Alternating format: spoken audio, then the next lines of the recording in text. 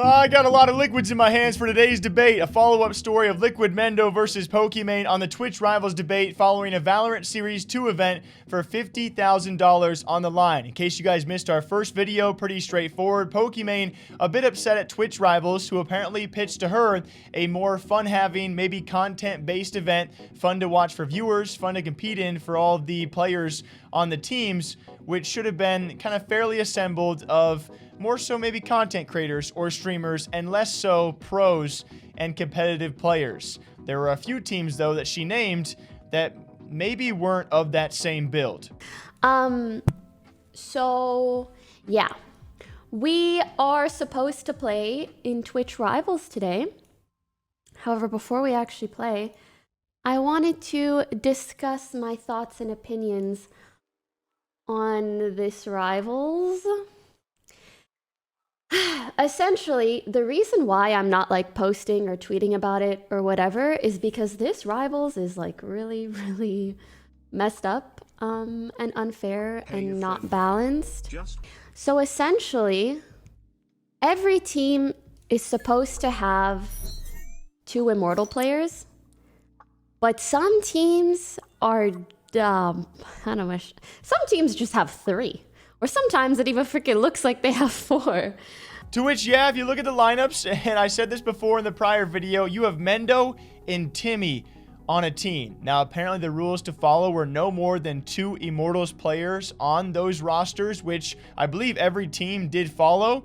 The debate then becomes, okay, what did Twitch Rivals tell these teams? Because when you have FPS pros and you slap them into an FPS game, it doesn't really matter if they have a non-existing rank or, you know, a rank that fits the rules.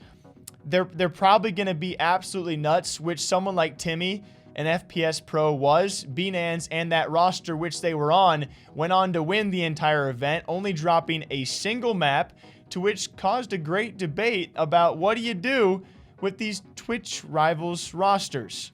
As Mendo said, I don't know if complaining about captains picking players they want to play with, saying teams are unfair, is to play for Rivals tournaments. It's time for everyone to realize that Valorant's rank system is not a good representation of actual in-game skill, especially in a 5v5 format. Spamming streamers' chats for stacking their teams when following the rules is super disrespectful, especially smaller streamers for whom the money they might win will make a huge difference in their life. Not every streamer is a millionaire. Which it seems, if we want to go, you know, word for word, they did follow the rules. So in this case, no, I'm not blaming Mendo whatsoever. I think it brings up a great future debate for other Twitch Rivals events, because if you are Twitch, you want viewers. You want top-end streamers who might not be the most competitive players, but you also want a great competition. This is a tournament for prize money, to which Mendo's point is, hey, I'm not well off. I'm here to compete for some prize money. You can make your content, you can have fun with your viewers, but I'm playing a tournament to actually win the tournament, and they followed the rules,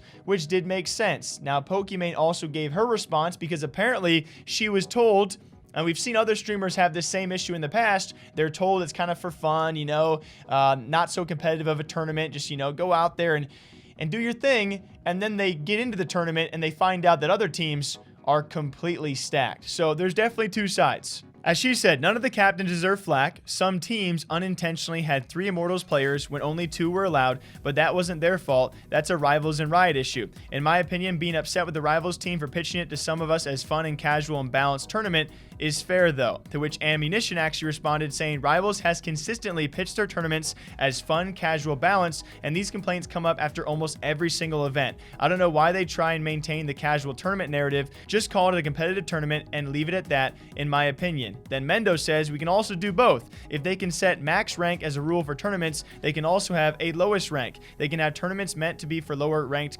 players with more focus on casual, and also set a lowest allowed rank for competitive tournaments. And Pokey finally goes, I think it just requires a really good balancing team and some effort. It'll never be perfect, but you can definitely make a group of teams that are similar in skill, but it'd have to be done externally, not draft style. So there you have it. Something that a lot of TOs have actually ran into, especially Boom TV or even Twitch Rivals, of pitching this as a fun, casual, maybe non-competitive tournament, and then you show up on tournament day and there's money on the line, and some teams are trying to, you know, make some wiggle room because they're there to compete and make some money. You definitely understand both sides. What do you guys think? I think an easy cop-out for me today is to blame Twitch Rivals. Yes, that is definitely the easier part of this one. What do y'all think? Is there a resolution? Is there actually a solution for this in the future? Or will this probably always be a slight complaint for some teams out there? Yet again, a Twitch Rivals event dominated by one stack team. It was still semi-fun to watch, though. What did y'all think? Until next time, hey, I got them both. Drink water, drink coffee. I'll see you back here soon. Okay, bye.